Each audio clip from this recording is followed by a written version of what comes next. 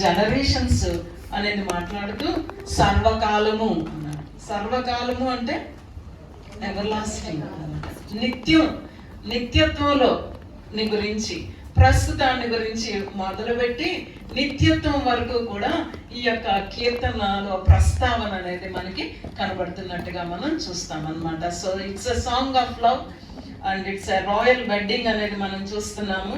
It's about king and queen అనేది చూస్తాము. And king and queen అనేటప్పుడు ఒక బ్రైడ్ గ్రూమ్ అన్నమాట, పెళ్లి కుమారుడు. ఈ రాజు ఎవరు అని అంటే గనక పెళ్లి కుమారుడిగా చిత్రీకరించినట్టుగా మనం చూస్తాము.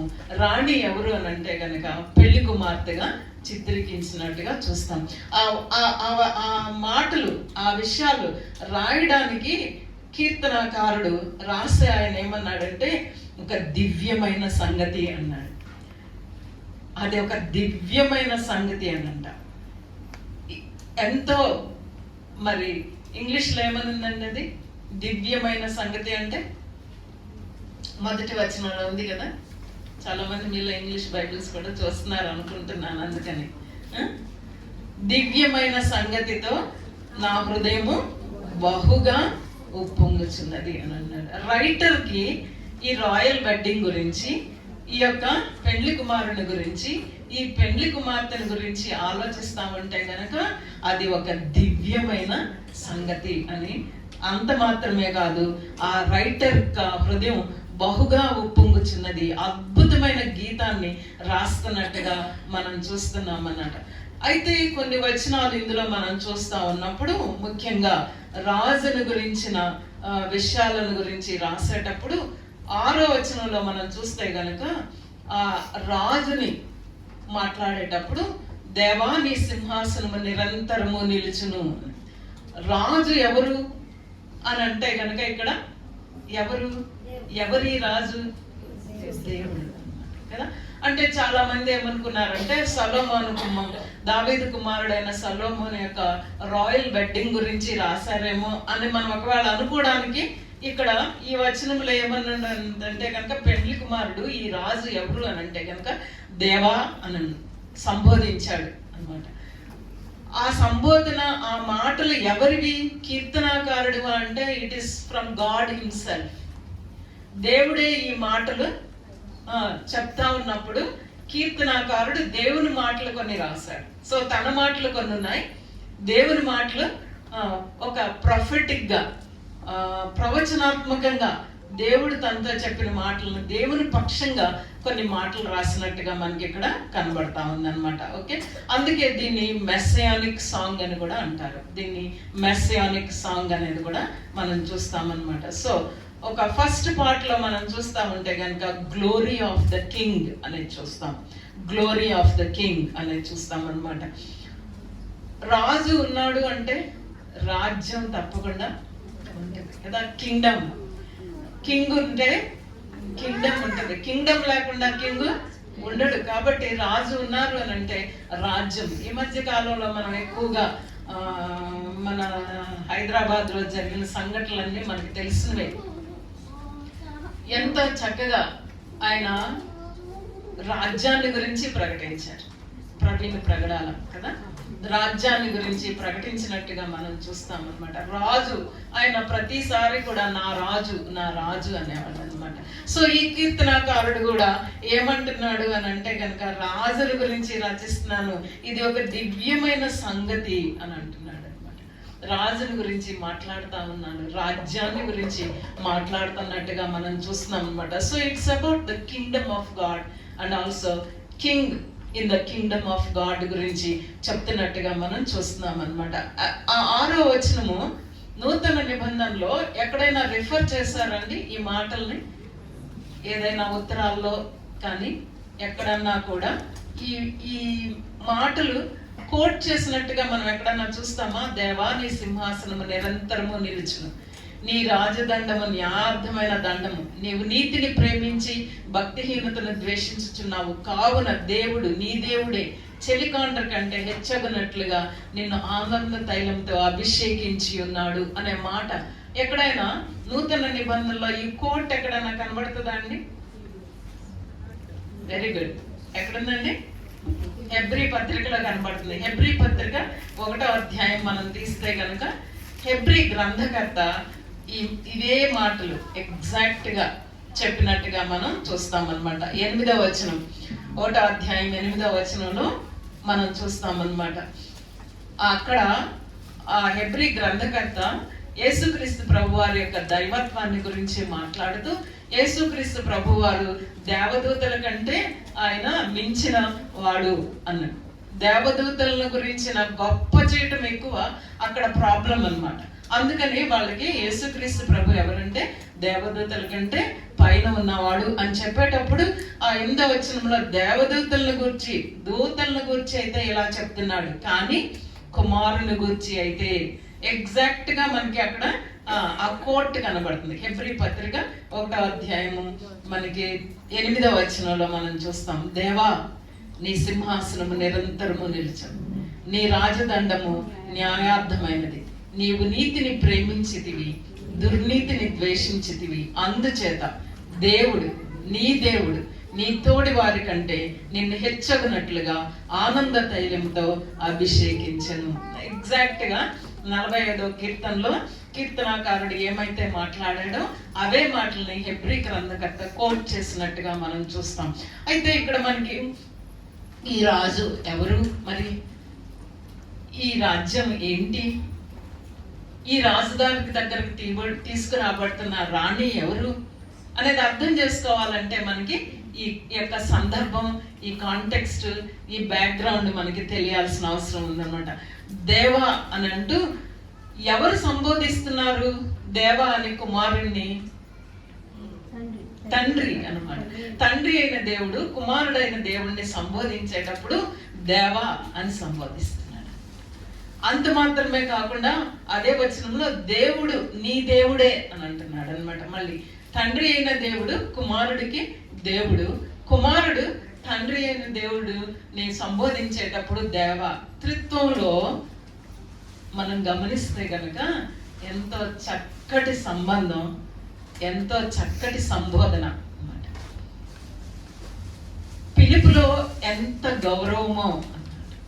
తండ్రి అయిన దేవుడు కుమారుడైన దేవుడిని పిలిచేటప్పుడు దేవా అని పిలుస్తాడట, కుమారుడైన దేవుడు తండ్రి అయిన దేవుడిని పిలిచేటప్పుడు దేవా అని పిలుస్తాడట. అంటే ఒక దేవునిలో ఉన్న ముగ్గురు వ్యక్తుల్లో ఒక వ్యక్తి యొక్క దైవత్వాన్ని ఇంకొక వ్యక్తి గుర్తించడానికి ఎలాంటి ఇబ్బంది మనకు అక్కడ కనబడలేదు అన్నమాట. అదే విధంగా ముగ్గురు పరిశుద్ధాత్మ దేవుని గురించి కూడా రాసేటప్పుడు దేవుడు అని అన్నమాట. గౌరవించడంలో కానీ, ఆ పిలుపులో మర్యాద గౌరవం కానీ, దైవత్వం ఒకరిలో ఉన్న దైవత్వాన్ని ఒకరు గుర్తించటము, దాన్ని ఎక్నాలెడ్జ్ చేయటం అనేది ఎంత స్పష్టంగా మనకి లేఖనాల్లో కనబడతా ఉందన్నమాట. కొన్నిసార్లు కొంతమంది ఈ దైవత్వాన్ని గురించి, యేసుక్రీస్తు ప్రభువారి యొక్క దైవత్వాన్ని గురించి నమ్మని గ్రూపులు చాలా ఉన్నాయి. చాలా మాటలు వచ్చి మాట్లాడుతూ ఉంటారు మనతో, మనల్ని వాళ్ళు ఇబ్బంది పెట్టడానికి, మనల్ని కన్ఫ్యూజ్ చేయడానికి చూస్తూ ఉంటారు. కానీ అలాంటప్పుడు మనం గుర్తు తెచ్చుకోవాల్సింది ఏంటంటే కనుక 45వ కీర్తనలో ప్రొఫెటిక్ గా మరి దేవుడు చెప్పిన మాటలు కీర్తనాకారుడు రాశాడు. అట్ ద సేమ్ టైం అవే మాటలు హెబ్రీ గ్రంథకర్త యేసుక్రీస్తు ప్రభువారి యొక్క దైవత్వాన్ని గురించి మాట్లాడేటప్పుడు కూడా రాశాడు. కాబట్టి ఇది ఒక రకంగా చెప్పాలి అని అంటే కనుక మెస్సియానిక్ సామ్ అని అంటాం అనమాట. It's a messianic psalm. ఆయన రాబోతున్న రారాజు, ఆల్రెడీ ఆయన ఈ లోకానికి రాజుగా వచ్చాడు, ఆయన మరలా వెళ్ళాడు, మరలా ఆయన రాజుగా రాబోతున్నాడు అనేది. అదే మనం చూస్తా ఉంటే కనుక ప్రకటన గ్రంథంలో కూడా ఆయన మహారాజుగా రాబోతున్నట్టుగా మనకి కనబడుతున్నట్టు మనం చూస్తామన్నమాట. సో ఈ రీతిగా, ఎందుకంటే రాణి గారిని గురించి అర్థం చేసుకోవాలంటే, రాణి ఉన్నారు అని అంటే కనుక ఆ యువరాణికి మరి పెళ్ళైన యువరాణియా, పెళ్లి కాని యువరాణియా, అసలు ఎవరు ఈ రాణి అని అంటే రాణి ఎవరి దగ్గరికి తీసుకురాబడుతుందో అనే సందర్భం మనం చూసినప్పుడు తప్పకుండా రాజుగారిని యొక్క గొప్పతనాన్ని, ఆ రాజు ఎవరు, ఆయన రాజ్యం ఏంటి, ఆయన ఎవరు అసలు అనేది అర్థం చేసుకోకపోతే కనుక ఈ రాణి గారికి ఎవరి దగ్గరికి వెళ్తుందో తెలియదు కదండి, అవునా? అందుకనే మరి మహారాణుల్లాగా చేరిన మనందరమే కూడాను మన రాజు ఎవరు మనకి తెలియకోకుండా మరి మనం ఏ రాజ్యంలో ఉన్నాము, ఏ రాజు దగ్గరికి వెళ్ళబోతున్నాము, మనం ఏ రకంగా ఉండబోతున్నాం అనేది మనకు తెలియదు. కాబట్టి మొట్టమొదటిగా మన రాజు ఎవరు అనేది మనం చూసిన తర్వాత ఈ 9 వచనాల్లో మనకి ఎంతో స్పష్టంగా ఉంది. లేఖనాలన్నీ కూడా యేసుక్రీస్తు ప్రభువారిని గురించి మాట్లాడుతున్నారు కాబట్టి అవి మనకి తెలుసు. కాబట్టి అక్కడి నుంచి 9వ వచనం నుంచి నేను ఆ కాంటెక్స్ట్ లోకి వెళ్తున్నాను అనమాట. ఆ కాంటెక్స్ట్ మొదలవుతూనే ఏమనుంది అని అంటే కనుక, నీ దైనందిన స్త్రీలలో రాజుల కుమార్తెలు ఉన్నారు అన్నమాట. రాజుల కుమార్తెలు ఉన్నారు ఆయన దైనందిన స్త్రీలలో అన్నమాట. క్రీస్తు ప్రభు వారి యొక్క దయను బట్టి మనం ఇక్కడ ఉన్నాం. ఆయన శిలువ మరణాన్ని బట్టి మనం ఇక్కడ ఉన్నాం. ఆయన రక్తం చిందించాడు కాబట్టి మనం ఏమయ్యాము అని అంటే కనుక మరి రాజకుమార్తెలమయ్యాం. రాజుల కుమార్తెలు, king's daughters. Kings daughters are brought into the king's presence. రాజకుమార్తెలు రాజు దగ్గరికి తీసుకురాబడుతున్నారు అనమాట. రాజకుమార్తె ఎవరు ఈ స్త్రీలు అని అంటే ఇక్కడ రాజకుమార్తె అన్నమాట. ఈ రాజు ఎవరు మరి? ఎలాగా వీళ్ళు రాజకుమార్తెలని చెప్పబడుతున్నారు? కింగ్స్ డాటర్స్, డివైన్ డాటర్స్ అని అంట వీళ్ళు అనమాట. ఈ డివైన్ డాటర్స్ ఎలాగయ్యారు అని అంటే, తండ్రి అయిన దేవుడు తన కుమారుడైన యేసుక్రీస్తు ప్రభు వారిని ఈ లోకంలోనికి పంపించి పాపంలో చెరలో ఉన్నవాళ్ళు అన్నమాట, చెరని విడిపించుకోలేని వాళ్ళు, శిక్షలో ఉన్నవాళ్ళు, దేవుని యొక్క కోపానికి గురి అయిన వాళ్ళు, అలాంటి వాళ్ళని విడిపించడానికి యేసుక్రీస్తు ప్రభువారిని ఈ లోకానికి పంపించి ఆ పాపానికి, ఆ శిక్షకి, ఆ ఉరికి, ఆ కోపానికి ఆయన ప్రక్షాళన చేసిన తర్వాత ఎవరైతే యేసుక్రీస్తు ప్రభువారిని నమ్ముకుంటారో అదనమాట, ఎవరైతే యేసుక్రీస్తు ప్రభువారి దగ్గరకు వస్తారో, ఎందరైతే ఆయన్ని అంగీకరిస్తారో, ఆయన్ని చేర్చుకుంటారో వాళ్ళందరినీ కూడా ఆయన కుమారులు కుమార్తెలయ్యే అధికారాన్ని ఆయన ఇచ్చాడనమాట. సో ఒక సంబంధం. ఇక్కడికి చేరి వచ్చిన మనం రాజకుమార్తెలము, రాజుగారి కూతుళ్ళము. అలాంటి సంబంధం. దేవుడు నా రాజు. యేసుక్రీస్తు ప్రభు వారితో నాకున్న అనుభవం, వ్యక్తిగతంగా యేసుక్రీస్తు ప్రభు వారిని సొంత రక్షకునిగా చేర్చుకున్న వాళ్ళు ఎవరు అని అంటే కనుక, they are divine daughters. You are a divine daughter. I am a divine daughter. We are all divine daughters. మేము మనందరినీ కూడా కింగ్స్ డాటర్స్, రాజకుమార్తెలం మనం అన్నమాట. చాలాసార్లు ఆడవాళ్ళు వాళ్ళ యొక్క విలువ ఏంటో వాళ్ళకి తెలియదు. చాలాసార్లు కృంగిపోతూ ఉంటారు, బాధపడిపోతూ ఉంటారు చాలాసార్లు. కానీ విలువ ఎక్కడి నుంచి వచ్చింది, వైభవం ఎక్కడి నుంచి వస్తుంది అని అంటే, మనం ఎవరికి చెందిన వాళ్ళమో దాన్ని బట్టి మన విలువ అన్నమాట. ఒకసారి ఒక చోట క్యూ కట్టి అందరూ వెళ్ళి చూస్తా ఉండి నమస్కారం చేసి వెళ్ళిపోతా ఉన్నారంట. అలా లైన్లో వెళ్తా వెళ్తా వెళ్తా వెళ్తా ఉంటే అక్కడ ఏమున్నాయి, అందరూ అంత గౌరవంగా చక్కగా చూసుకుని వెళ్తున్నారు అని అంటే, గాంధీ గారి చెప్పులు 2 ఒక పెన్ను ఉన్నాయంట అక్కడ. ఎవరైనా చెప్పులకి అంత ఆత్రంగా వెళ్ళి చూస్తారా? అలా ఇంట్లోకే రానివ్వం చెప్పుల్ని. అలాంటిది చాలా జాగ్రత్తగా చెప్పులు చూడటానికి వెళ్తారా? చెప్పులకి విలువ లేదు. కానీ అవి ఎవరి చెప్పులు? గాంధీ గారి చెప్పులు కాబట్టి అదనమాట. మనకైతే ఏం విలువ లేదు, కానీ మనకి విలువ ఎక్కడి నుంచి వచ్చింది? మనం దేవునికి చెందిన వాళ్ళం కాబట్టి. అయితే ఒకసారి నికోదేము వచ్చాడు యేసుక్రీస్తు ప్రభు దగ్గరికి. నికోదేము ఎవరు? బైబిల్ టీచర్ కదండి, లేఖనాలను బోధించేవాడు కదా, బోధకుడు అతను అనమాట కదా. మంచి ఆ యొక్క స్థానంలో ఉన్నాడు ఆయన. కానీ యేసు ప్రభు ముఖం మీద ఏం చెప్పాడు? నువ్వు తిరిగి జన్మించకపోతే నువ్వు పరలోక రాజ్యాన్ని చేరలేదు. తిరిగి జన్మించిన వాళ్ళే దేవుని కుమార్తెలు అవుతారు అన్నమాట. మేబీ మనం చిన్నప్పటి నుంచి క్రైస్తవ కుటుంబంలో పుట్టొచ్చు, మంచి సంఘానికి వెళ్ళొచ్చు, మంచి సండే స్కూల్కి వెళ్ళొచ్చు, మంచి యూత్కి వెళ్ళొచ్చు. యూత్లో మనం మంచిగా పాటలు పాడొచ్చు, లేదా సండే స్కూల్లో ప్రైజెస్ రావచ్చు, కంఠస్థాలు చేసి చెప్పొచ్చు మనం దేవుని వాక్యం. క్రమం తప్పకుండా కుటుంబారాధన కూడా మనకి ఉండుండొచ్చు. క్రమం తప్పకుండా మనం దేవునికి చందాలు ఇవ్వవచ్చు. ఇవన్నీ చేయటం మంచిదే. కానీ ఒక వ్యక్తి యేసుక్రీస్తు ప్రభు దగ్గరకు వచ్చి యేసుక్రీస్తు ప్రభుని సొంత రక్షకునిగా అంగీకరించడం అని అంటే, రోమీలకు రాసిన పత్రిక 10వ అధ్యాయం 9వ వచనంలో ఉంటుంది. యేసు ప్రభు అని హృదయంలో విశ్వసించి నోటితో ఒప్పుకోవాలి. యేసు ప్రభు అని హృదయంలో విశ్వసించడం అంటే నేను పాపిని అని ఒప్పుకోవాలి, నా పాపం కోసం ఆయన చనిపోయాడని ఒప్పుకోవాలి. అలాంటప్పుడు పశ్చాత్తాపంతో ఒప్పుకొని ఆయన ప్రభు అని, అన్నిటి మీద రాజని నేను హృదయమందు విశ్వాసము, నోటితో ఒప్పుకోవడం. దేవుని దగ్గర ఎవరైతే ఆ రీతిగా హృదయంలో విశ్వాసం ఉంచి నోటితో ఒప్పుకుంటారో వాళ్ళు రక్షణ పొందుతారు, వాళ్ళు దేవుని పిల్లలయ్యే అధికారం ఉన్నది. ఒకవేళ ఇక్కడ చేరిన వాళ్ళందరికీ ఇలాంటి అనుభవం ఉండుండొచ్చు. ఒకవేళ కొంతమందికి ఎవరైనా ఎంత వయసు వచ్చినప్పటికీ కూడా మనం అలవాటుగా మనం దేవుని యొక్క పనిలో ఉంటూ కూడా ఉండొచ్చు.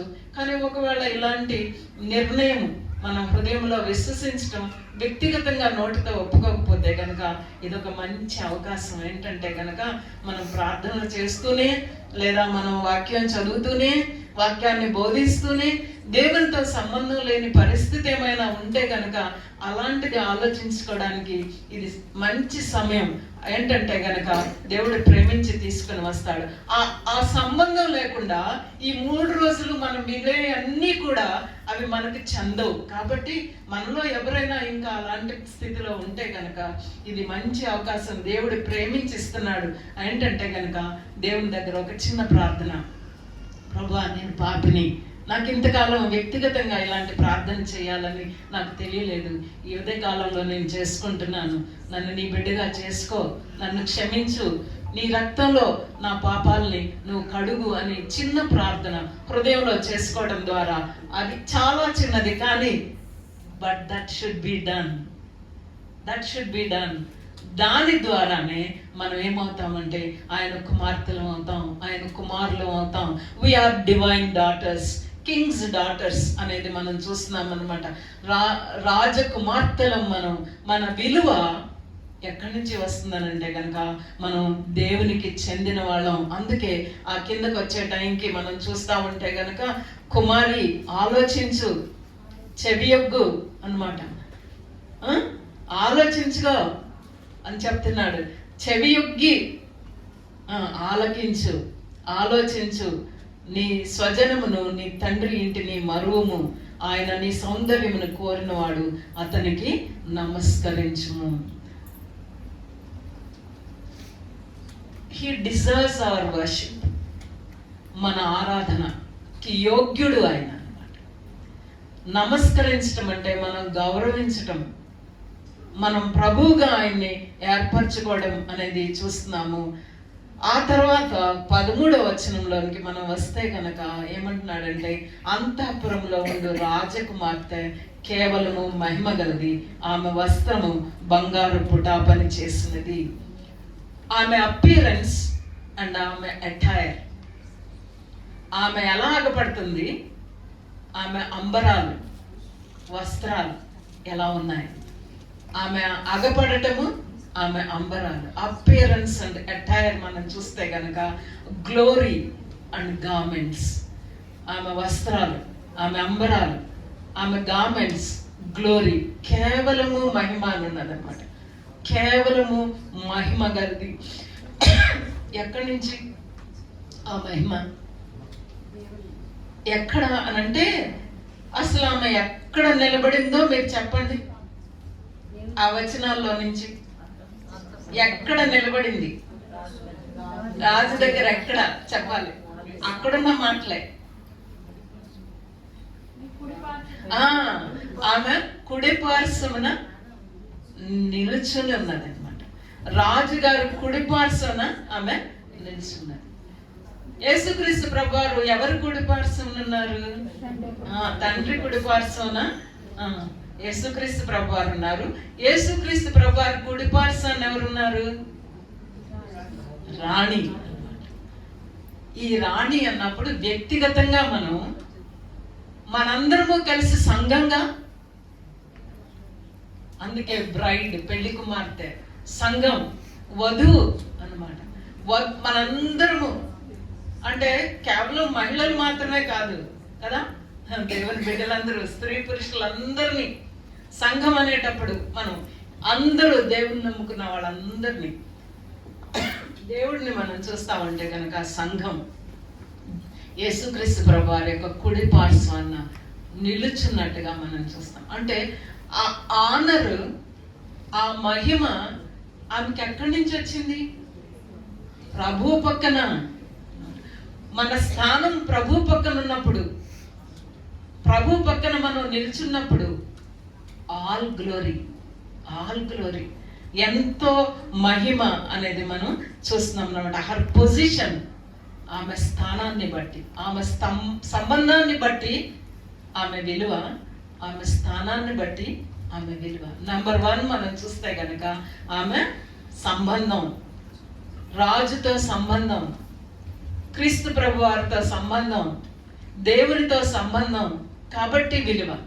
మేబీ మనకి మంచి ఉద్యోగాలు ఉండకపోవచ్చు, మంచి విద్య ఉండకపోవచ్చు, ఈ లోకంలో మనకి మంచి గుర్తింపు ఉండకపోవచ్చు, మేబీ మనకి అసలు మనం చాలా తక్కువ స్థితిలో ఉండొచ్చు. కానీ విలువ ఎక్కడి నుంచి వస్తుంది అంటే క్రీస్తు ప్రభువారికి చెందింది, దేవునికి చెందింది, దేవుని కుమార్తె సంబంధం. అందుకే చాలా ఇంపార్టెంట్ సంబంధం. మనకు ఆ సంబంధం, వ్యక్తిగత సంబంధం ఉందా లేదా అనేది చాలా చెక్ చేసుకోవాల్సిన అవసరం. దానిలో నుంచే మనకి విలువ అనేది వస్తుంది. రెండోది మనం చూస్తే కనుక స్థానం. మేబీ నేను అంత అందంగా లేను, లేదా నాకు అంత ఆస్తి లేదు, నాకు అన్ని తలాంతులు లేవు, కాబట్టి నాకు విలువ లేదు అని ఒకవేళ ఎవరన్నా అనుకుంటే వాక్యం ఏం చెప్తుంది? రాజకుమార్తెవి నువ్వు, you are a divine daughter. ఆ దేవునితో నీకున్న సంబంధాన్ని బట్టి, నాకున్న సంబంధాన్ని బట్టి నా విలువ అన్నమాట. అయితే మనం ఒకరికొకరు విలువలు ఇచ్చుకునేటప్పుడు ఎలా ఇచ్చుకుంటామంటే విలువలు సాధారణంగా మనకున్న ఆస్తులను బట్టి, మనకున్న అందాన్ని బట్టి, మనకున్న చదువులను బట్టి, మనకున్న ఉద్యోగాలను బట్టి, మనకున్న వీటన్నిటిని బట్టి విలువ మనుషులు ఇస్తారు. కానీ వాక్యం విలువ ఎక్కడి నుంచి వస్తుంది? దేవునితో ఉన్న సంబంధం. అందుకే ఎంతో విలువ. ఎవ్వరూ కూడా నేను దేనికి పనికిరాను అనుకోవడానికి లేదు, నాకు తలాంతులు లేవు అనుకోవడానికి లేదు, నాకు విలువ లేదు అనుకోవడానికి లేదు, నన్ను ఎవరు విలువ ఇవ్వటం అనుకోవటం లేదు. అందుకే పరమగీతాల్లో ఆ చిన్నమ్మ ఏమందంటే, నేను నల్లని దాన్నైనను సౌందర్యవంతురాలు. ఎంత సెల్ఫ్ ఎస్టీమ్ అంటే ఆమెకు సౌందర్యవంతురాల్ని. మనకి దేవునితో ఉన్న సంబంధాన్ని బట్టి మన విలువ, మన వైభవం, అదేవిధంగా దేవుని పక్కన ఉన్న స్థానం. క్రీస్తు ఆ రాజుగారి కుడి పార్శ్వమున ఆమె నిలుచుంటే, రాజుగారు లేకపోతే కదా ఒత్తిదే ఎవరు పట్టించుకుంటారు? రాజుగారి పక్కన ఉంటే ఎంతో ఎంతో గౌరవం, ఎంతో విలువ అనేది మనం చూస్తామన్నమాట. So her position right side of the king. ఎప్పుడు కూడా ప్రభు పక్కనే. ప్రభు మన పక్కన మనం ఉంటున్నామా? మన పక్కన ఉంటాడు ప్రభు ఎప్పుడు కూడా. ఎందుకు? ఆయన వాగ్దానం చేశాడు. ఏమని వాగ్దానం చేశాడు? నీతో ఉంటానన్నాడు, ఎల్లప్పుడూ నీతో ఉంటానన్నాడు, నీ పక్కనే ఉంటానన్నాడు, నీలో ఉంటానన్నాడు, పరిశుద్ధాత్మ దేవుని పంపించాడు. కానీ మనం ఆయన పక్కన నుంచుంటున్నామా లేదా అనేది చాలా ఇంపార్టెంట్. మనకి ఆయన పక్కన ఉండే స్వాతంత్రం ఉంది, ఆయన కాదని దూరంగా వెళ్ళే స్వాతంత్రం కూడా మనకున్నది. మనకి మధ్యలో ఏవేవో అట్రాక్షన్స్ అన్నమాట, ఏవేవో కనపడతాయి, ఎవరెవరో కనపడతారు, ఏవేవో వినపడతాయి, చాలా అట్రాక్టివ్గా ఉంటాయి. అలాంటప్పుడు ఆయన పక్కన కాకుండా వేటి పక్కన మనం ఉంటున్నాము, వేటి పక్కన మనం ఉంటున్నాము. మన స్థానం ప్రభు పక్కన ఉన్నప్పుడు మహిమే మహిమ అనేది, our relationship and our position అనేది మనం చూస్తున్నాం అన్నమాట. గ్లోరీ అనేది మనం ఇక్కడ చూస్తూ ఉంటే కనుక ప్రభు వారి యొక్క రక్తంలో కడగబడినాం కాబట్టి ఆయన మహిమ మనకిచ్చాడు. పేతురు రాసిన పత్రికలో మనం చూస్తామన్నమాట. ఏమని అంటాడు అని అంటే కనుక క్రీస్తు ప్రభు వారి యొక్క రక్తంలో మనల్ని కడగడాన్ని బట్టి మనల్ని ఆయన మహిమపరుస్తాడు. అంటే మహిమ అనగానే మనం ఒక చుట్టూ ఒక గీత చూస్తామన్నమాట. అలా కాదు, క్రీస్తు ప్రభు వారి యొక్క రక్తంలో ఎవరైతే కడగబడతారో వాళ్ళని ఆయన మహిమపరుస్తున్నట్టుగా మనం చూస్తాము. ఈ రకంగా ఈ యొక్క కీర్తనను మనం చూస్తా ఉన్నప్పుడు ఈమె అంతఃపురంలో ఉన్న రాకుమార్తె రాజుగారి ఇంట్లో నుంచి ఇంకొక రాజుగారి దగ్గరికి వెళ్తుంది. తండ్రి అయిన దేవుడు కుమారుని పంపించి తన కుమార్తెలుగా మనం చేసుకొని వధువుగా మనల్ని తీర్చిదిద్దుతూ క్రీస్తు ప్రభు వారు వరుడిగా రాబోతున్నాడు, అక్కడికి మనల్ని తీసుకెళ్ళబోతున్నాడు అనేది మనం గుర్తు చేసుకోవాలి. వస్త్రాలను గురించి మాట్లాడింది బైబిల్. ఎందుకో స్త్రీల వస్త్రాలను గురించి మాట్లాడింది ఎక్కువ. మనం చదివితే కనుక అది మొదటి తిమోతిలో ఉంటుంది, తీతు పత్రికలో ఉంటుంది. వస్త్రాలను గురించిన ప్రస్తావన, ఆడవాళ్ళ వస్త్రాలను గురించిన ప్రస్తావన ఎందుకో బైబిల్లో ఎక్కువగా మనం చూస్తామన్నమాట. సామెతల గ్రంథం 30వ అధ్యాయంలో మనం చూస్తే కనుక ఆ గుణవతి యొక్క వస్త్రాల గురించి కూడా మాట్లాడారు. అక్కడ ఏం వస్త్రాలు ధరించింది ఆమె, ఏం వస్త్రాలు, సన్నని, ఇంకా అది ఓకే, ఇంకా ఆమె వస్త్రాలు చూడాలి, ఇంకా విచిత్రమైన, ఇంకా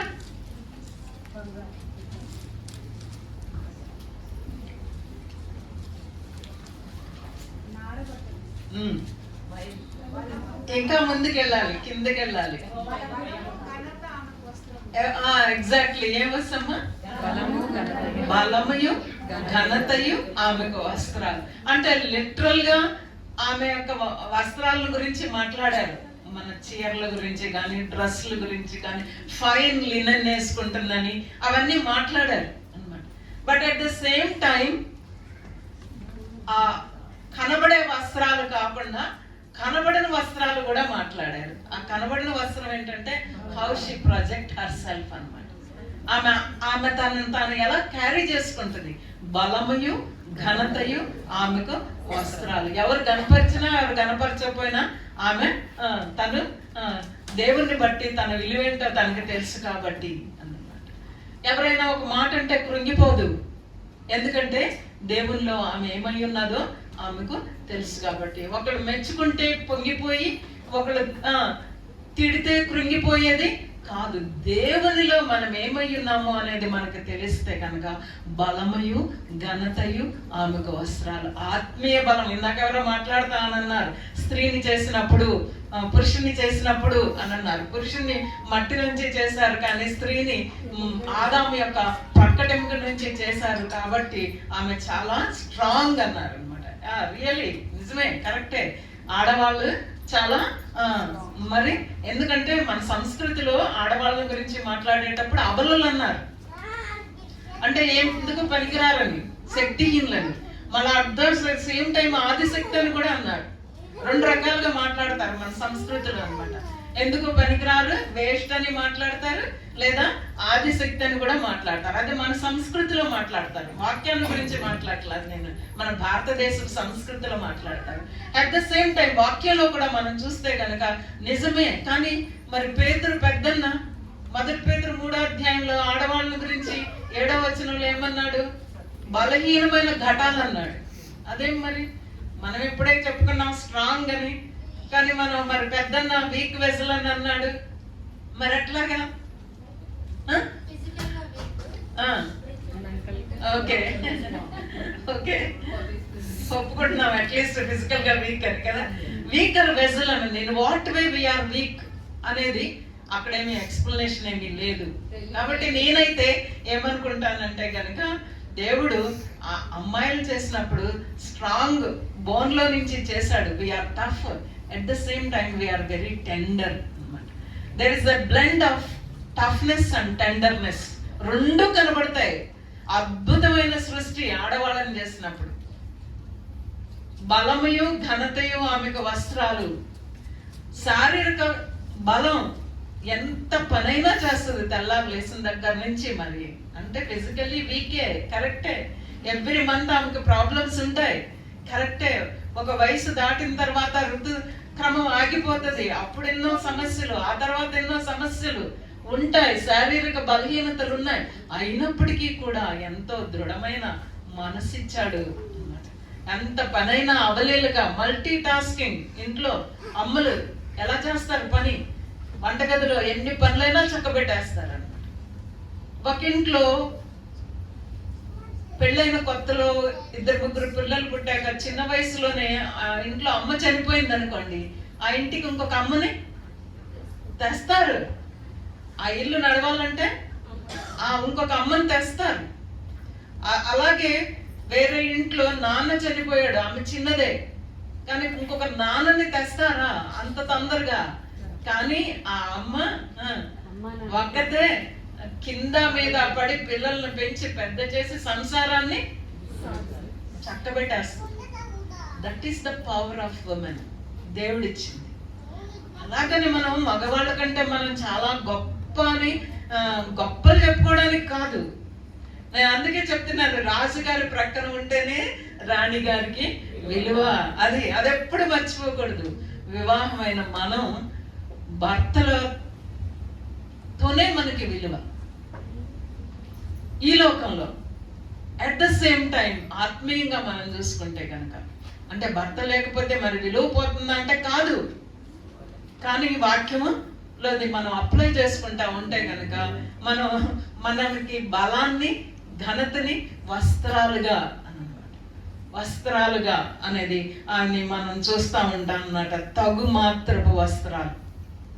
పేతురు పెద్దన్న మన వస్త్రాల గురించి రాసేటప్పుడు, అలంకరణ గురించి రాసేటప్పుడు అన్నాడు, వెలుపటి అలంకారం కాదు, సాధువైనట్టు మృదువైనట్టు అంతరంగిక స్వభావం. ఈ వాక్యాలు మనకి తెలుసు కాబట్టి సాధువైనట్టు మృదువైనట్టు అన్నమాట. Gentle and quiet spirit. ఒకటంటే 10 అనేస్తే ఏముంది దానికి, అసలు బలమే అసలు కదా, ఎవరైనా మాట్లాడగలరు. కానీ ఒకటంటే ఒకటి కూడా అనకుండా ఉండటానికి బలం.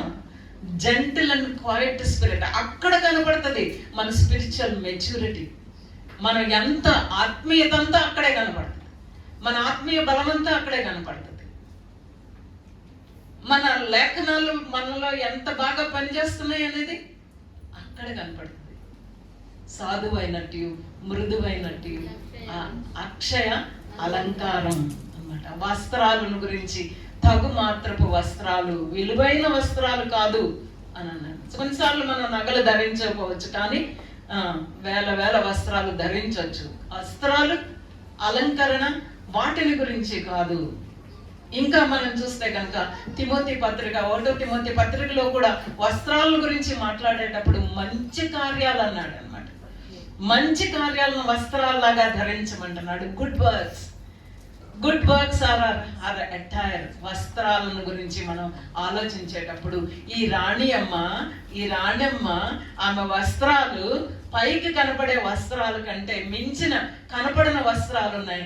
వాటికి ఎక్కువ విలువ, వీటికి అంత విలువ లేదు. కాబట్టి అలాంటి వస్త్రాలు మనందరము కలిగి ఉండాలని ఈ యొక్క 45వ కీర్తనలో మనం చూస్తాము. అండ్ నేను ఆల్రెడీ చెప్పాను, ఈ రకంగా ఈ కీర్తన మనం చదువుకుంటున్నాం. ఒక ఉదాహరణగా ఎస్తేర్ బుక్ లో నుంచి ఎస్తేర్ జీవితాన్ని చూడాలని నేను ఆశపడుతున్నాను. ఎస్తేర్ బుక్ లో నుంచి ఎస్తేర్ జీవితాన్ని ఈరోజు జస్ట్ కొంచెం స్టార్ట్ చేసి రేపు నేను ఇంకొంచెం దాన్ని కంటిన్యూ చేస్తాను. బట్ మనం గుర్తుపెట్టుకోవాల్సింది ఏంటంటే కనుక మనము డివైన్ డాటర్స్. 45వ కీర్తనలో నుంచి మనం గుర్తుపెట్టుకోవాల్సింది ఏంటండి, మనము దేవుని కుమార్తెలం, రాకుమార్తెలం, రాయల్టీ, ఆల్ రాయల్టీ. మనం నుంచోటంలో రాయల్టీ, మన చూపులో రాయల్టీ, మన మాటలో రాయల్టీ. రాయల్టీ అంటే గర్వం కాదు, రాజసం ఉట్టిపడాలి. అది ఎక్కడి నుంచి అనంటే మన దేవుడు, మన తండ్రి, king of kings, lord of lords. తండ్రి లేనిలాగా మేబీ ఈ లోకంలో మనకి జన్మనిచ్చిన తల్లిదండ్రులు జీవితాంతం మనతో ఉండరు. కొంతమందికి చిన్న వయసులోనే తండ్రి చనిపోవచ్చు, కొంతమందికి పెద్ద అయ్యాక ఫాదర్ ఈజ్ ఎ ఫాదర్. ఏ టైంలో చనిపోయినప్పటికీ కూడా వి మిస్ దెమ్.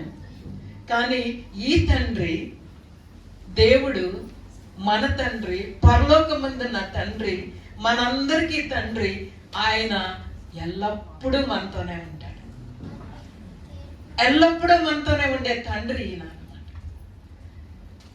ఈ లోకంలో ఉన్న తల్లిదండ్రులకి మన అవసరాలు అంతగా తెలియకపోవచ్చు, తెలిసినా తీర్చలేకపోవచ్చు. కానీ పరలోకమందున్న తండ్రి, అడగక ముందే అక్కర్లు తెలిసిన తండ్రి, అడగమని చెప్పిన తండ్రి, ఇచ్చే తండ్రి.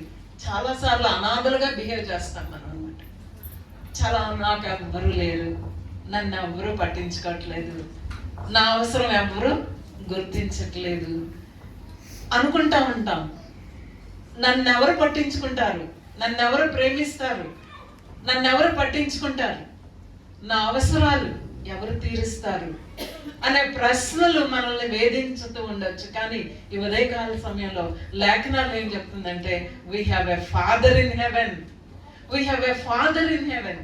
పరలోకమందు మనకు తండ్రి ఉన్నాడు. తండ్రి లేని వాళ్ళం కాదు మనం. We have father in heaven. ఆ తండ్రి ఎవరు అని అంటే కనుక king of kings and lord of lords. Is a sovereign God. సార్వభౌముడైన దేవుడు, సర్వము ఆయన చేతిలో ఉన్న దేవుడు. ఆయన ఉన్నది లేనట్టుగా, లేనిది ఉన్నట్టుగా చేసే దేవుడు. అవసరాలు తీర్చడా, పట్టించుకోడా, పలకరించడా, ప్రేమించడా, మేలు చేయడా, మంచి చేయడా? What a father we have in heaven. What a father. ఎంత మంచి తండ్రి మనకి. ఎంత ముదిమి వచ్చే వరకు ముదముతోడ మోసే దేవుడు. నాకు పిల్లలంటే చాలా ఇష్టం. నాకు 3 పిల్లలు. కానీ ఇంకా నాకు పిల్లలంటే ఇంకా మమకారం పోలేదు. ఇంకుంటే బాగుండు అనిపిస్తుంది పిల్లలు. వాళ్ళని చూస్తే ఇప్పుడు ఎత్తుకోవాలనిపిస్తుంది, కానీ నేను ఎత్తుకోలేను. ఇప్పుడు ఎత్తుకోలేను. వాళ్ళు నాకు పెంచిపోయారు. ఎత్తుకోవాలనిపిస్తుంది అప్పుడప్పుడు, కానీ నేను ఎత్తుకోలేను. కానీ మనం ఎంత ముసలైనా మన పరలోకపు తండ్రి ముదముతోడ. What a father we have. What a father. ఎన్నిసార్లు బెకారి వాళ్ళలాగా బేల అరుపులు, బెకారి అరుపులు, ఏమీ లేనట్టుగా, ఎవరు లేనట్టుగా ఎన్నిసార్లు ఏడ్చుంటామో మనం కదా. ఎన్నిసార్లు మనుషుల అటెన్షన్ కోసం, ముఖ్యంగా ఆడవాళ్ళకి భర్త పలకరించకపోతే ఇంకదే, మరి ఇంకదే ఎన్నన్నా అది 0 కింద ఉంటుంది అనమాట. వాళ్ళు పలకరించాలని, వాళ్ళు పట్టించుకోవాలని, వాళ్ళు ప్రేమించాలని, వాళ్ళు ఆప్యాయంగా చూడాలని, వాళ్ళ అనురాగం ఉండాలని ఎంతో తపన. మంచిదే, దేవుడు పెట్టిందని కాదంటున్నా. కానీ ఒకవేళ అంతగా అనుకున్నంతగా దొరకకపోతే కింద మీద పడిపోని అవసరం లేదు. ఎందుకంటే భర్తలు దేవుళ్ళు కాదు, వాళ్ళు కూడా మనుషులే. వాళ్ళకు కూడా అవసరాలు ఉంటాయి. వాళ్ళని మనం ఎలాగైతే వాళ్ళు మనల్ని ప్రేమించాలి, పట్టించుకోవాలనుకుంటారో వాళ్ళని కూడా వాళ్ళు గౌరవించాలని, వాళ్ళని వెంబడించాలని, వాళ్ళని చాలా ప్రాముఖ్యంగా చూడాలని, వాడు చాలా అసలు రాజులాగా చూడాలని, మరి రాజు కదా అని అవునా వాళ్ళు కోరుకుంటారు. మరి మనం అది చేస్తున్నామా? అది కూడా మనం ఆలోచన. వీఆర్ హ్యూమన్ బీయింగ్స్ కాబట్టి కొన్నిసార్లు మనుషుల దగ్గర మనం అనుకున్నది దొరకకపోవచ్చు, కానీ మన తండ్రి వాళ్ళకి తండ్రి, మనకి తండ్రే. ఈ తండ్రి, we have a father in heaven. ఎంత నిబ్బరంగా, ఎంత డిగ్నిటీ, అందుకే అన్నారు strength and dignity are her garments. ఎంత గౌరవంగా, ఎంత నిబ్బరంగా, ఎంత రాయల్టీ. ఎందుకంటే I have a father in heaven. చాలాసార్లు we forget that we have a father in heaven. పరలోకమందు తండ్రి ఉన్నాడు. ఆ తండ్రి ఈజ్ ఎ గుడ్ ఫాదర్. మంచి తండ్రి. కొన్నిసార్లు ఈ లోకంలో ఉన్న తండ్రులు మంచి వాళ్ళు కాకపోవచ్చు.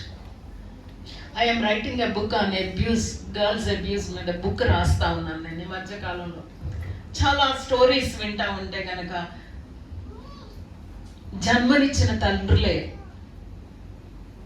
వాళ్ళ అమ్మాయిల్ని అబ్యూస్ చేస్తున్న పరిస్థితి. అట్లా అబ్యూస్ చేసే ఫాదర్ కాదు ఈయన. Is a good father. Is a good father. Is a loving father. ప్రేమించి ప్రాణాన్ని పెట్టిన, రక్షించడానికి ప్రాణం పెట్టి రక్తం కారునంతగా ప్రేమించిన ఫాదర్ అయినా.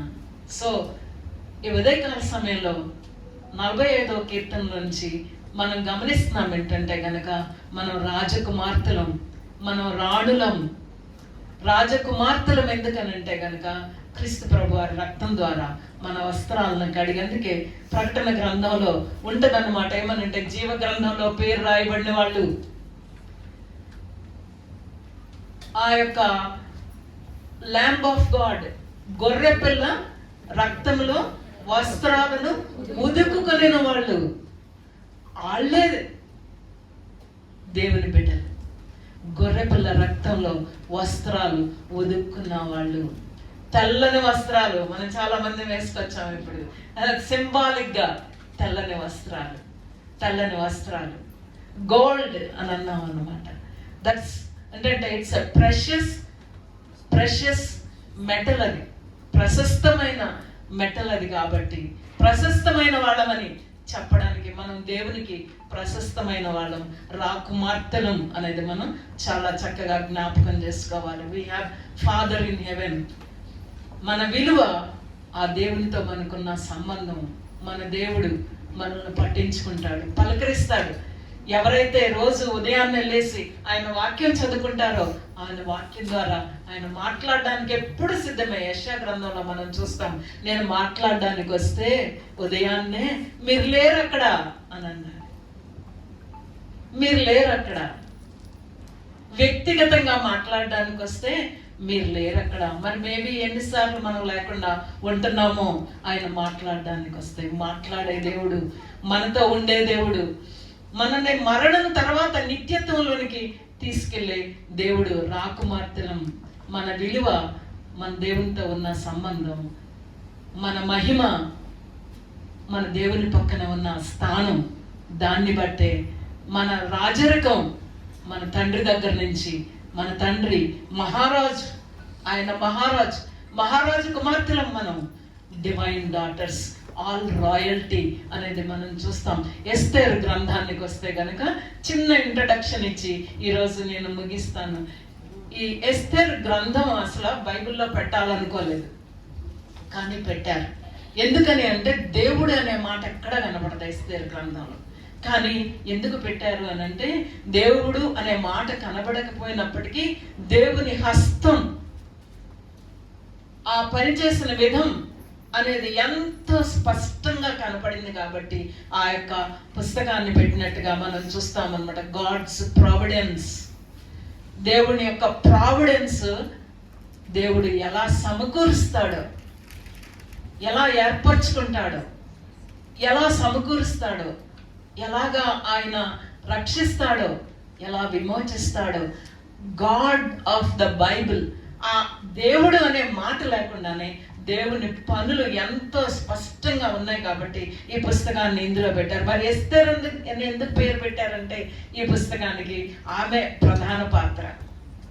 ఈ పుస్తకంలో దేవుని చేతిలో వాడబడ్డ ప్రధాన పాత్ర. మొర్దెకై పేరు పెట్టుండొచ్చు, యాక్చువల్లీ ఎస్తేర్ వెనకాల మొర్దెకై ఉన్నాడు, కానీ ఆమె ప్రధాన పాత్ర కాబట్టి ఆమెను పెట్టినట్టుగా మనం చూస్తాం.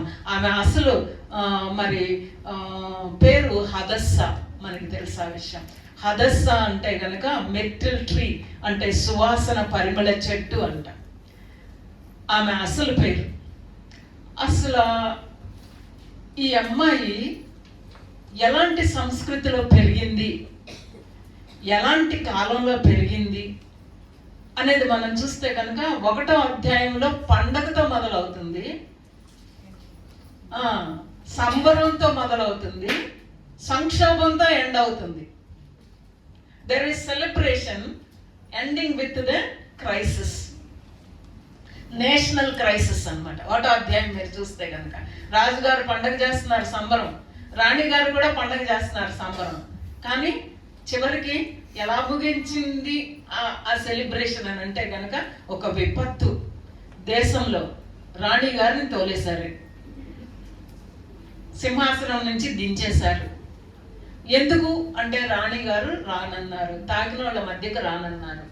కానీ రాజుగారికి రాణి గారు పర్సనల్ ప్రాపర్టీ, డిస్ప్లే ప్లేస్ అన్నమాట. అది ఆ కాలం సంస్కృతి. ఆ సమాజంలో అలాంటి పద్ధతి. ఏంటి ఆ పద్ధతి?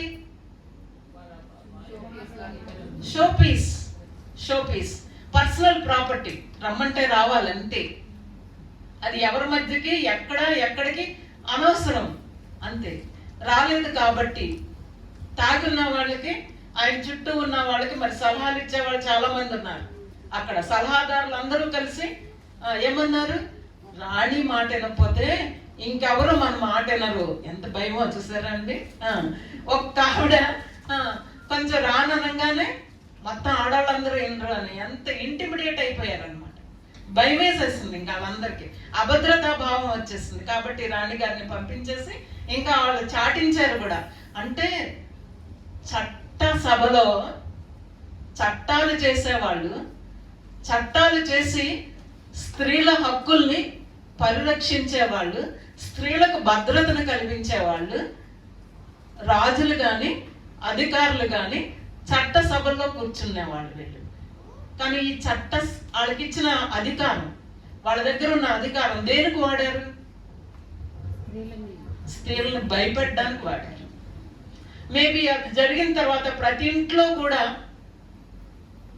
ఆడవాళ్ళు ఏమనుకుని ఉంటారు, నేను కూర సరిగ్గా ఉండమంటే పంపించేస్తాడేమో, నేను పిలవంగానే పలకకపోతే పొరపాటున పంపించేస్తాడేమో అనే ఒక భయంతో కాపురాలు చేస్తుంటారా ఉండరా? అంతే, భయంతో కాపురాలు చేస్తున్నారు. అలాంటి భయం ఉన్న పరిస్థితుల్లో ఈ అమ్మాయి ఎదుగుతా ఉంది. ఇన్ వాట్ సిట్యుయేషన్ ఈ అమ్మాయి ఎదుగుతా ఉంది అనేది మనం చూస్తే కనుక అలాంటి సామాజిక పరిస్థితులు, అలాంటి పొలిటికల్ సినారియో, అలాంటి పరిస్థితుల్లో ఈ అమ్మాయి ఎదుగుతున్నట్టుగా మనం చూస్తాం. మరి ఈ అమ్మాయి పర్సనల్ లైఫ్లో కూడా క్రైసిస్. అమ్మ నాన్నలు లేరు, అనాథ. ఆమె జీవితంలోనే కూడా ఎంతో విపత్తు. అమ్మ నాన్నలు లేకుండా ఉండటం అనేది సాధారణమా? కానే కాదు. ఎంతో చక్కగా మొర్దెకై పోన్లే ఆశ్రయం ఇచ్చాడు, పెంచుతున్నాడు, చక్కగా చూసుకుంటున్నాడు, అది బాగానే ఉంది. అమ్మా నాన్నల కళలన్నీ వాళ్ళతో పాటు సమాధుల్లోకి వెళ్ళిపోయాయి. ఇంకా నాకేమి కళలు ఉన్నాయి, సమాజం చూస్తేనేమో ఇలా భయపెడుతున్నట్టుగా ఉంది. మొర్దెకై ఆశ్రయం ఇచ్చాడు, ఇంట్లో ఉంచుకున్నాడు, దత్తత చేసుకున్నాడు, పెంచుకుంటున్నాడు, లైఫ్ బాగానే ఉందనుకుంటాను. సడన్ గా ఏం జరిగింది? Beauty contest. ఆ బ్యూటీ కాంటెస్ట్ కి మొర్దెకై మేబీ ఎంతో దాచేసి ఉంటాడు ఈ అమ్మాయిని, అయినా సరే ఈడ్చుకుని వెళ్ళిపోయారు, హారెంలోకి వెళ్ళిపోయారు. పర్సనల్ లైఫ్ లో క్రైసిస్. అండ్ ఒక ఏజ్కి వచ్చిన తర్వాత పర్వాలేదులే అనుకుని రిలాక్స్ అయ్యే టైంకి మళ్ళా ఇంకొక క్రైసిస్ ఆఫ్టర్ క్రైసిస్ ఎస్తేర్ లైఫ్లో జరుగుతూ ఉంటే కనుక ఎస్తేర్ ఎలా హ్యాండిల్ చేస్తుందని. ఆమె ఆ లేత వయసు నుంచి ఒక యంగ్ లేడీగా, ఒక ఉమెన్గా ఆ జర్నీ, ఆ ఉమెన్హుడ్ అనేది మనం చూస్తూ ఉంటే కనుక ఆ మాటలు కొన్ని జ్ఞాపకం చేసి నేను క్లోజ్ చేస్తాను. ఏమని ఉంటుంది అంటే కనుక ఆమెను గురించి మనం చూసేటప్పుడు ఏమని ఉంటుందంటే, ఆమె రూపమునకు సుందర ముఖము కలది, అందమైన రూపం, బ్యూటిఫుల్ అంట, చార్మింగ్, అది ఆమె స్ట్రెంగ్త్. ఆమెను చూస్తూ ఉంటే కనుక, ఎస్తేర్ని చూస్తూ ఉంటే కనుక చాలా అందమైన అమ్మాయి, సుందర రూపం కలిగిన అమ్మాయి. మొర్దెకై ఎలాంటోడు అనుకుంటున్నారండి మీరు? చాలా గారం చేస్తాడా? వెరీ స్ట్రిక్ట్ మ్యాన్, చాలా స్ట్రిక్ట్ మ్యాన్. అంత స్ట్రిక్ట్ పర్సన్ కింద పెరగడం అంత ఈజీ అనండి? Not easy. చాలా డిసిప్లిన్, చాలా స్ట్రిక్ట్. అమ్మ అయితే లేదు, మరి ఏమైనా కొంచెం కోప్పడినా చెప్పుకోవడానికి లేరు. అందమైతే ఉంది, కానీ ఈయన ఆ యొక్క స్ట్రిక్ట్ మ్యాన్ కింద పెరిగినప్పుడు, ఆ డిసిప్లిన్లో పెరిగినప్పుడు ఆమె ఏం నేర్చుకుందంటే అణుకువ. అందగత్తే, సుందరవతే, కానీ ఎంతో అణుకువ. ఆపోజిట్స్ కనబడతాయి ఎస్తేర్ లైఫ్లో అన్నమాట. ఎస్తేర్ లైఫ్లో అసలు అందమైన వాళ్ళు అందంగా ఉన్నారని వాళ్ళకి తెలిస్తే, వాళ్ళ నడక చూస్తే మనకు అర్థమైపోద్ది వాళ్ళకి అందంగా ఉన్నారని వాళ్ళకి బాగా తెలుసని. ఏం అవసరం, వాళ్ళ నడక చూస్తే మనకు అర్థమైపోద్ది అనమాట. కానీ ఈమెను చూసిన వాళ్ళందరికీ ఈమె పట్ల దయ పుట్టిందంటే ఎంతో అణుకువ. అందం ఉన్నది, కానీ అందంతో ఊరేగే, గర్వపడే అమ్మాయి కాదు. ఆ ఉమెన్హుడ్లో మనం చూస్తే కనుక అందము, అణుకవ, సౌందర్యము, సౌమ్యము, అవి రెండు ఆమె స్ట్రెంగ్స్. ఏంటండి? నెంబర్ 1 అందమును, అణుకవ, సౌందర్యము, సౌమ్యము అన్నమాట. బాహ్యంగా అందము, అంతరంగికంగా కూడా అందమే. ఎక్కడి నుంచి వచ్చింది? కష్టంలో నుంచి. కష్టాలు వచ్చినప్పుడు తిట్టుకుంటా ఉంటాం కదండి. మనం లోటులు ఉన్నప్పుడు సడుక్కుంటా ఉంటాం. మనం సడుక్కుంటాం, మనల్ని తిట్టుకుంటాం, దేవుని తిట్టుకుంటాం, చుట్టూ వాళ్ళందరినీ తిట్టుకుంటాం. కానీ ఎస్తేర్ చిన్నమ్మాయి, చాలా చిన్నమ్మాయి, ఎదిగేటప్పుడు ఎలా ఎదుగుతుంది? అన్ని కష్టాల్లో కూడా అణుకువ, సౌమ్యం. దేవుడిచ్చిన వరం ఆమెకు రూపం. అది మనం తెచ్చుకునేది కాదు, దేవుడిచ్చిందే. అది అందంగా ఉండొచ్చు, అందవికారంగా ఉండొచ్చు. కానీ 139వ కీర్తనలో దావీదు ఏమన్నాడంటే, నువ్వు నన్ను కలుగజేసిన విధము చూడగా నాకు ఆశ్చర్యమును భయమును కాదు. వండర్ఫుల్ అన్నారు. వండర్ఫుల్. దేవుడి తల్లి గర్భంలో మనకి ఏ రంగు ఉండాలో, ఎలాంటి ముక్కు ఉండాలో, ఎలాంటి జుట్టు ఉండాలో అన్నీ it is planned by God. నువ్వు తల్లి గర్భంలో నన్ను ఏర్పరిచిన విధం అన్నాడు. ఏర్పాటు, ఆయన ఏర్పాటు. మనం ఎత్తుండాలో, ఏ రంగు ఉండాలో, అది ఏర్పాటు, దేవుని ఏర్పాటు. వండర్ఫుల్ అన్నాడు దేవుడు. బయటకు వచ్చిన తర్వాత అమ్మ నాన్నలు అనకపోవచ్చు, మన ఊర్లో వాళ్ళు అనకపోవచ్చు, మన చుట్టుపక్కల వాళ్ళు అనకపోవచ్చు, కానీ మనల్ని దేవుడు ఏమన్నాడు? Wonderful. You are wonderful creation of God. ఆయన చేతి పని. ఎంచొచ్చా అండి? ఎంచొచ్చా? పేర్లు పెట్టొచ్చా? కించపరచొచ్చా? మనం బాగా చేస్తాం కదా అలాంటివి. అలా ఎంచినప్పుడు మనం ఏం చేస్తామండి? దేవుని చేతి పనిని అవమానిస్తున్నాం, ఎంచుతున్నాం. అంటే నువ్వు నన్ను అడగొచ్చు కదా ఒకసారి, నన్ను అడిగి నా రంగు ఎలా ఉండాలో, నా ముక్కు ఎలా ఉండాలో నన్ను అడగచ్చు కదా. అంటే ఆయనకి అంత తెలియలేదు కాబట్టి మనల్ని అడగాలంట. మనం బాగా తెలివైన వాళ్ళం కదా. కానీ చాలాసార్లు మనల్ని మనము ఎంచుకోకూడదు, కించపరచుకోకూడదు దేవుని చేతి పని బట్టి. ఇంకొకళ్ళు కూడా ఎంచకూడదు. మన ఇంట్లో పిల్లలు పెరిగేటప్పుడు, ఒకరికంటే ఒకళ్ళు ఉండేటప్పుడు వాళ్ళ ఆకారాన్ని బట్టి బాడీ షేమ్ నెవర్ నెవర్. అందం అనేది దేవుడు మనల్ని ఏ రకంగా చేస్తే అదే అందం. కానీ ఏది ఇంపార్టెంట్? అంతరంగ సౌందర్యం. అణుకో తెచ్చిపెట్టుకోనొచ్చా? అణుకో నేర్చుకుంటే వచ్చేది, సౌమ్యం నేర్చుకుంటే వచ్చేది, అందం తెచ్చిపెట్టుకుంటే వచ్చేది కాదు. అది దేవుడు ఇచ్చేదే. మనల్ని ఎలా చేశాడో దేవుడు, అది దేవుడు మనల్ని అందంగానే చేశాడు. దేవుని దృష్టిలో మన అందరినీ అందం అనమాట. ఎంతో అందమైన వాళ్ళం, ఎంతో స్పెషల్, యునిక్. మనలాంటి వేలుముద్ర ఎవరికీ లేదు. మనలాంటి డిఎన్ఏ ఫింగర్ ప్రింట్ కూడా ఎవరికీ ఉండదు. మీకు తెలియదు అది. చాలా మందికి డిఎన్ఏ ఫింగర్ ప్రింటింగ్ చేస్తారు క్రిమినల్స్ ఐడెంటిఫై చేసుకోవడానికి. ఎందుకంటే ప్రతి ఒక్కరికి వాళ్ళ ఫింగర్ ప్రింట్ డిఎన్ఏ డిఫరెంట్, చాలా డిఫరెంట్, యునిక్. మన ఐడెంటిఫికేషన్ అదనమాట. కాబట్టి ఎంతో ప్రశస్తంగా చేశాడు దేవుడు, ఎంతో విలువైన వాళ్ళంగా చేశాడు. ఆయన చేతి పని మనం అందం, బాహ్య రూపం, లైక్ ఫర్ దట్ మ్యాటర్ మన జెండర్ కూడా. మనం ఎవరిమై కోరుకుని ఆడవాళ్ళంగా పుట్టలేదు, ఎవరు కోరుకుని మగవాళ్ళగా పుట్టలేదు. దేవుని యొక్క కోరిక మనం ఆడవాళ్ళంగా పుట్టించాడు. దేవుని యొక్క ఇష్టం మనం ఆడవాళ్ళంగా పుట్టించాడు కదండి. అవి మన చేతుల్లో లేవు. కానీ ఏవి మన చేతుల్లో ఉన్నాయి? అంతరంగ అందం, అంతరంగ స్వరూపం మన చేతిలో ఉంది. ఎదుగుతా ఉంది కష్టంలో, ఎదుగుతా ఉంది లోటులో, ఎదుగుతా ఉంది ఎవరూ లేకుండా. కానీ ఎలా ఎదిగింది అంటే అణుకువ, సౌమ్యం. మేబీ మనం కూడా ఎదుగుతా ఉన్నప్పుడు దేవుని నమ్ముకున్న తర్వాత ఎలాంటి పరిస్థితులు అయినప్పటికీ కూడా అంతరంగ అందం. అణుకు ఉందా? సౌమ్యం ఉన్నదా మన దగ్గర? అందగట్టే గాని అణుకువే అణుకవా, సౌందర్యవతే గాని సౌమ్యమే సౌమ్యం అనేది చూస్తాం. ఆ తర్వాత మనం చూస్తామంటే కనుక shifting from home to home కదండి.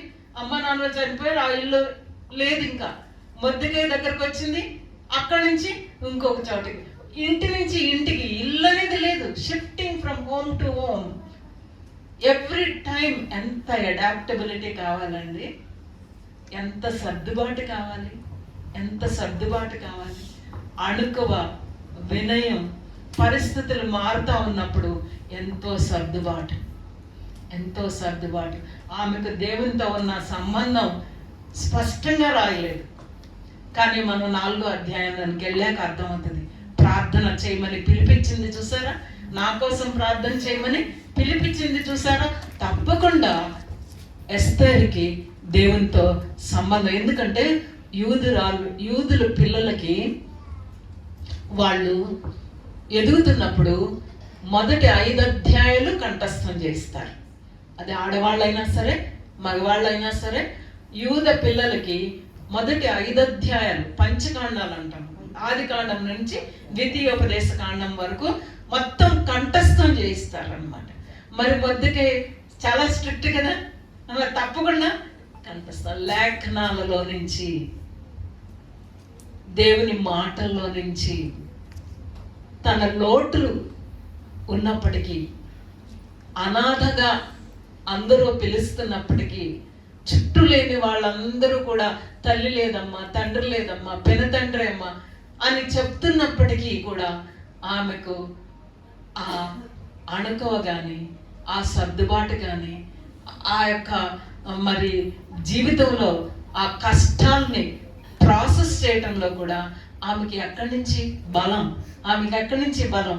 లేఖనాలు, లేఖనాలు చదివి ఉంటుంది. కథలు, అబ్రహాము కథ చదివి ఉంటుంది, శారమ్మ కథ చదివి ఉంటుంది, యోసేపు కథ చదివి ఉంటుంది. అవన్నీ జరిగాయి కదా. చరిత్ర తెలుసు. చరిత్రలో దేవుడు వ్యక్తిగత జీవితాల్లో ఏం చేశాడు, ఎలా కష్టపడ్డారు, ఎలాగ దేవుని కోసం నిలబడ్డారు. లేఖనాలు తెలియకోకుండా అంతరంగ స్వభావం, అంతరంగ సౌందర్యం రాదు.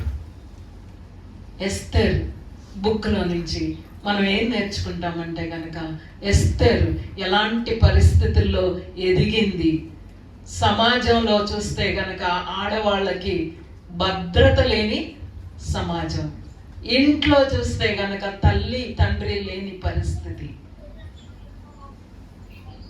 చెప్పుకోవడానికి ఎవరు లేని పరిస్థితి. కానీ దేవుడు ఎంత గొప్ప దేవుడు అంటే మొర్దెకై ఒకడు దేవుడు ఏర్పాటు చేశాడు. మొర్దెకై దగ్గర ఉంటున్నాను అనుకుంటున్నప్పుడే మళ్ళా మొర్దెకై నుంచి దూరం అవ్వాల్సిన పరిస్థితి. ఎక్కడికక్కడ పరిస్థితులు, అనుకోని పరిస్థితులా కాదా అవన్నీ? అనుకోని పరిస్థితులు జరుగుతూ ఉన్నప్పుడు అంత చిన్న వయసులో ఆమెకి వచ్చిన మెచ్యూరిటీ ఏంటండి? ఎక్కడన్నా మాట్లాడిందా? ఒక మాట అన్నా ఎక్కడన్నా సడుక్కుందా? ఏమన్నా రికార్డ్ చేశారా? ఏమీ లేదన్నమాట. బట్ ఏమి రికార్డ్ చేయబడిందంటే ఆమె అందరి దయ పొందిందంట. అందరి దయ, ప్లీజింగ్ బిహేవియర్. మీరు ఇంగ్లీష్లో చదివితే కనుక, హారెంలోకి వెళ్తే కనుక ఆమె ఏమని ఉంటుందంటే ఆమె గురించి she has a pleasing behaviour అని ఉంటుంది. పెయిన్లో నుంచి ప్లీజింగ్ బిహేవియర్ ఎవరికైనా వస్తుందండి? పెయిన్లో నుంచి. That is also a contrast. జీవితం అంతా పెయినే, జీవితం అంతా బాధే. ఆ బాధలో నుంచి ప్లీజింగ్ బిహేవియర్ ఎలాగొస్తుంది? కష్టాలు పడినప్పుడు సాధారణంగా కష్టంలో స్పీడ్గా మాట్లాడతాం. ఆ సున్నితత్వం పోతుంది, ఆ మృదుత్వం పోతుంది, కఠినమైన మాటలు వస్తాయి కదండి. చూసారు ఎప్పుడైనా ఎవరినన్నా?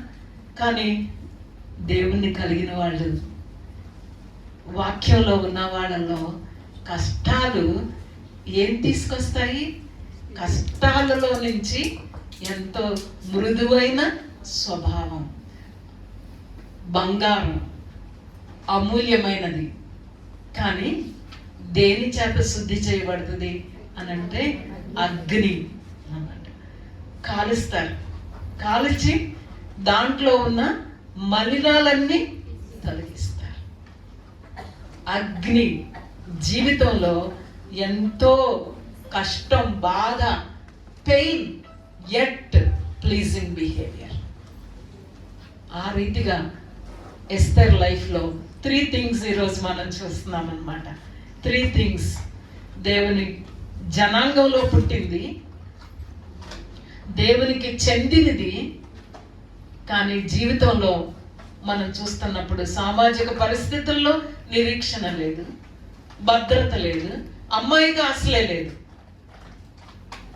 కుటుంబంలో చూస్తే లోటు, ఇంకా చూస్తే ఉన్న ఆశ్రయం నుంచి లాక్కొని వెళ్ళిపోయారు. కానీ ఈ అమ్మాయి అందగత్తె అయినప్పటికీ కూడా, ఎంతో అణుకువ, సౌందర్యవతి అయినప్పటికీ కూడా జీవితంలో ఎంతో సౌమ్యం అనేది కనబడుతుంది. పెయిన్లో నుంచి ఆమెను మనం చూస్తే కనుక ప్లీజింగ్ బిహేవియర్. క్రైసిస్లో నుంచి ఎంతో కామ్, ఎంత క్లిష్ట పరిస్థితులు ఉన్నప్పటికీ కూడా మౌనంగా. అందుకే మొర్దెకై ఏమన్నాడంటే, నీకు మౌనంగా ఉండటం అలవాటు, కానీ ఇప్పుడు మౌనంగా ఆమె స్ట్రెంగ్త్ అది. ఆమె స్ట్రెంగ్త్ కామ్, క్వైట్, సైలెంట్గా ఉండటం ఆమె స్ట్రెంగ్త్. ఎందుకంటే అలాంటి క్రైసిస్లో నుంచి వెళ్ళింది కాబట్టి ఈ 4 లక్షణాలు మనం చూస్తాం. మేబీ మన జీవితంలో కూడా when we look into our lifes, మనకి లోట్లు ఉండొచ్చు, మనకి కష్టాలు ఉండొచ్చు, బాధలు ఉండొచ్చు. వీటన్నిటిలో వాక్యంలో మనం ఎదుగుతూ ఉన్నప్పుడు, వాక్యాన్ని చదువుతూ ఉన్నప్పుడు, దేవునితో సహవాసం చేస్తూ ఉన్నప్పుడు మనకి జీవితం అడుకో నేర్పిస్తుంది, సౌమ్యాన్ని నేర్పిస్తుంది. అంతేకాదు విపత్తుల్ని ఎదుర్కోవడానికి సర్దుకోవడం అనేది నేర్పిస్తుంది. ఎంతో చక్కటి ప్లీజింగ్ బిహేవియర్ అనేది వస్తుంది.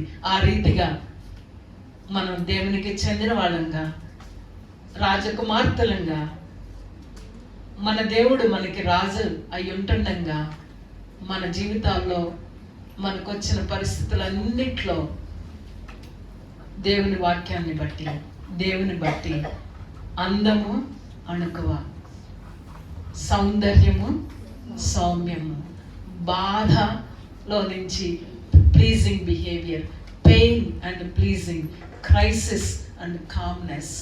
May God help us. May God help us. ఆ రీతిగా దేవుని కుమార్తెలంగా, రాజకుమార్తెలంగా, డివైన్ డాటర్స్, రాయల్టీ, అంతరంగ సౌందర్యం, ఆ రీతిగా ఎంతో బలమును ఘనతను వస్త్రాలుగా ధరించి దేవుని కోసం చక్కటి వారియర్స్గా ఉండడానికి దేవుడు మనల్ని దీవించిన గాక. To you. చిన్న ప్రార్థన చేసి క్లోజ్ చేయండి. ఎవరైనా రమ్మనురా.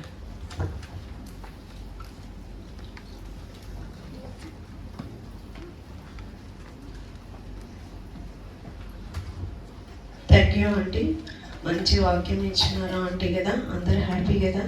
సో ఎవరైనా దేవుడు మీతో మాట్లాడి ఉంటే మీకు భారం అనిపిస్తే ఒక్కళ్ళు దయచేసి వాక్యం కొరకు ప్రార్థన చేయండి.